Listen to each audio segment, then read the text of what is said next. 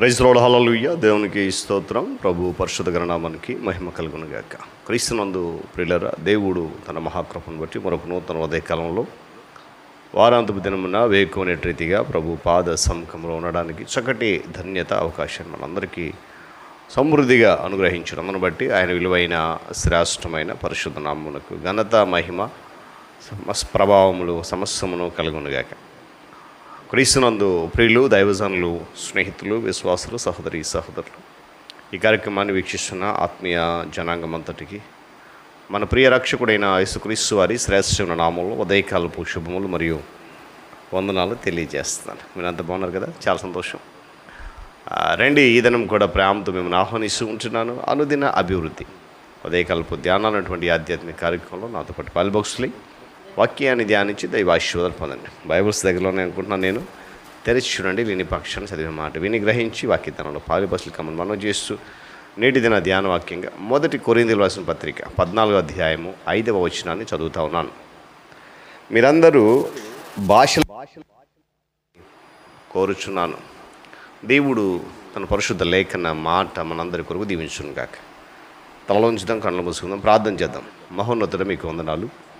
తిరిగి నూతన ఉదయకాల సమయంలో వారాంతపు దినమున ఇటు రీతిగా నీ పాద సముఖంలో మేమందరం కూడా మిమ్మల్ని గణపరచడానికి, ఆరాధించడానికి మీరు ఇచ్చినటువంటి ధన్యత, యోగ్యత, అర్హతను బట్టి స్తోత్రాలు నాయన.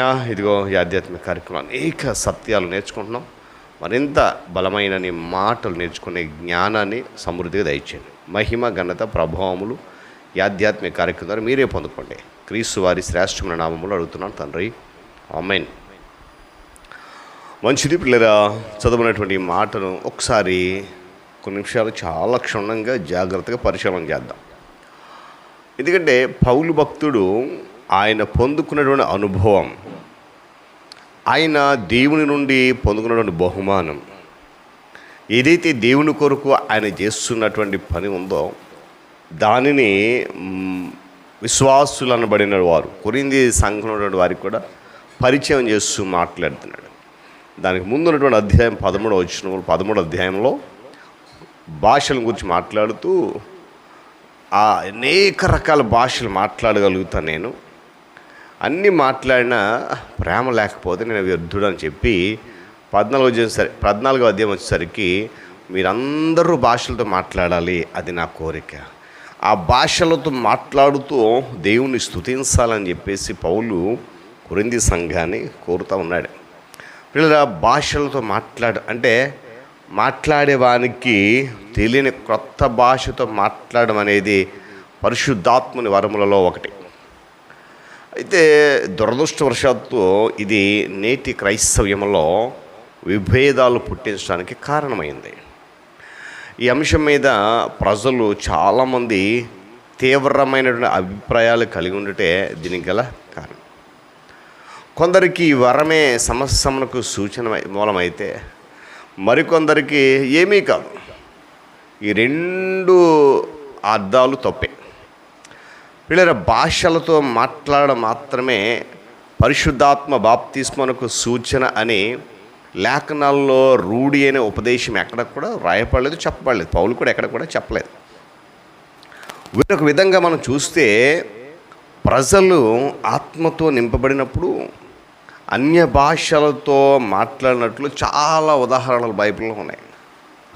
పెంతెకొస్తు దినాన ఆత్మను పొందినటువంటి 120 మంది శిష్యులు అన్య భాషలతో మాట్లాడినట్లు ఆధారం ఉంది అపోస్తలుల కార్యాల గ్రంథంలో. పేతురుతో వచ్చినటువంటి యూదులైన విశ్వాసులు, కొర్నేలి ఆయన ఇంటి వారు కూడా పరిశుద్ధాత్మ వారి మీద వచ్చినప్పుడు అన్య భాషలతో మాట్లాడుతూ దేవుని యొక్క గొప్ప కార్యాలను వివరించడం విన్నారు. ఇప్పుడు గమనించండి, ఇంకా పౌలు భక్తుడు ఎఫెస్సులో ఉన్నటువంటి శిష్యుల మీద చేతులుంచినప్పుడు పరిశుద్ధాత్మ వారి మీదకి వచ్చింది. అప్పుడు వారు భాషలతో మాట్లాడడానికి, ప్రవచించడానికి మొదలుపెట్టి అని చెప్పి దీని అలా ఇలా అంటే ఆత్మతో నింపబడినప్పుడు ప్రజలు అన్య భాషలతో మాట్లాడడానికి చాలా ఉదాహరణలు ఇందులో ఉన్నాయి.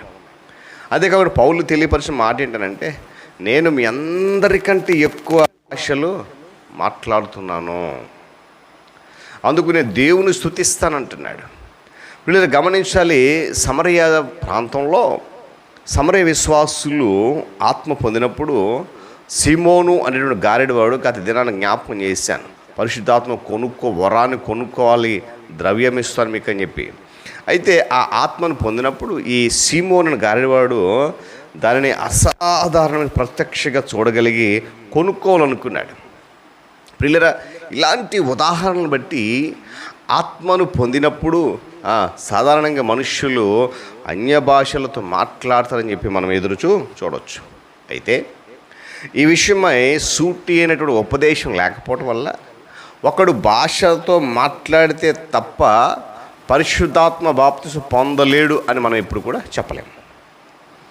గమనించాలి, దేవుని యొక్క వాక్యం చెప్తున్న మాట ఏంటంటే ప్రతి విశ్వాసి కూడా పరిశుద్ధాత్మ నింపబుదల వలన అన్య భాషలను మాట్లాడడానికి దేవుని చేత బలపరచబడినట్లు ప్రోత్సహించబడాలి. ఎందుకంటే దానివల్ల భక్తిభావం అనేది అధికమవుతుంది మనలో.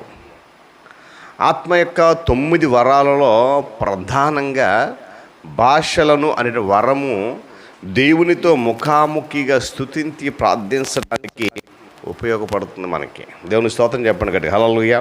అయితే మాట్లాడేవాడు కూడా క్షేమాభివృద్ధిని పొందుతున్నాడని చెప్పి దీనికి వాక్యం జ్ఞాపకం చేస్తుంది. కాబట్టి ఉదయకాల సమయంలో నా ప్రియ దేవుని బిడ్డలారా, నేటి దినాల్లో చాలామంది అక్కడక్కడ చూసినప్పుడు భాషలతో మాట్లాడుతుంటే ప్రజలలో విపరీతమైనటువంటి భేదాభిప్రాయాలు.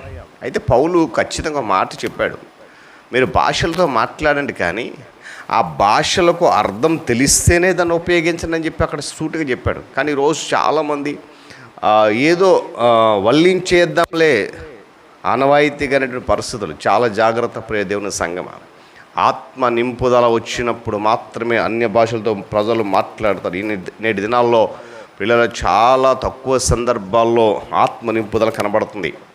ఏమండి అక్కడక్కడ. కాబట్టి ఒకవేళ మనలో ఎవరైనా వాక్యమైనటువంటి సావుకులు కావచ్చు, విశ్వాసులు కావచ్చు, సహోదరులు కావచ్చు, ఎవరైనా సరే ఒకవేళ ఎవరైనా మన ముందు భాషను మాట్లాడితే వ్యతిరేకించడం బదులుగా ఆలోచిద్దాం. ఒకవేళ వాళ్ళు మాట్లాడే భాష నిజంగా ఆత్మ నింపుదలతో మాట్లాడారా లేదా అని ఒక్కసారి పరిశీలన చేసుకుంటే మనం ఎవరిని వ్యతిరేకించాల్సిన అవసరం లేదు. ఎందుకంటే ఒక వ్యక్తిని వ్యతిరేకిస్తే అది నీకు క్షేమం కాదేమో అనేటువంటి ఆలోచన కూడా. ఎందుకంటే అక్కడ మాట చెప్పాడు కదా పౌలు, భాషతో మాట్లాడేవాడు కూడా క్షేమాభివృద్ధి పొందుతున్నాడట. కాబట్టి ఉదయకాల సమయంలో జాగ్రత్తగా పరిశీలన చేద్దాం. ఒకవేళ దేవుని ఆత్మ నింపుదల మనలో వస్తే తప్పకుండా మనం కూడా అన్య భాషలతో దేవుని స్తుతించడానికి అవకాశం ఉందని పౌలు చాలా సూటిగా కొరింథీ సంఘం చెప్పినట్లుగా ఈరోజు ఆత్మదేవుడు మనతో అంటున్నాడు, మీరందరూ భాషలతో కోరుచున్నట్టు. కనుక అలాంటి స్థితిలోకి మనం నడవడానికి ప్రయత్నం చేద్దాం. అనుదినము పరిశుద్ధాత్మదేవుడు మనకు సహాయకారిగా ఉంటాడు. దేవుడి మాటలు మనందరి కొరకు దీవించును గాక. తలలోంచి కన్ను మూసుకుందాం. ప్రార్థన. ప్రేమ నమ్మకం కలిగిన ప్రభువా, మీకు వందనాలు తండ్రి. మరి నేటి దినాల్లో మేము చూసినప్పుడు ఆయా ప్రాంతాల్లో అక్కడక్కడ భాషలు మాట్లాడుతున్నప్పుడు ఒకవేళ విపరీతమైన అర్థాలతో వ్యతిరేక భావంతో చూస్తున్నామేమో. అయితే భాషలు మాట్లాడేవాళ్ళు దాని అర్థం చెప్పాలని పౌలు భక్తుడు చెప్పాడు. అయితే ఈ భాషల వలన నాయన మీ నామము స్తుతి నొందాలని, ఈ భాషల ద్వారా నీ నామను గణపరచిన పౌలు చెప్పినట్లుగా నాయన మేము ఒకవేళ ఎన్ని వరములున్నా కూడా నీ ప్రేమను లేకపోతే వ్యర్థుడము అని పౌలు భక్తి చెప్పాడు. అయితే భాషలు మాట్లాడడం అనేది మీరిచ్చే అద్భుతమైన వరాలు ఒకటి. ఆ ఆత్మ నింపుదల పొందుకునే ఆధిక్యత, అర్హత ప్రతి ఒక్కరు పొందుకునే కృప దయచేయండి. ఈ మాట వింటున్న ప్రతి బిడ్డ కూడా నీ సన్నిధానంలో ముందుకు వెళ్ళి కృప దయచేయండి. యేసు నామముని ప్రార్థన అడుగుతున్నాను తండ్రి, ఆమేన్. త్రియేక దేవుని దీవెన, ఆయన సన్నిధి కాపుదల సదాకాలము మనందరికీ తోడుని నడిపించును గాక. ఆమేన్.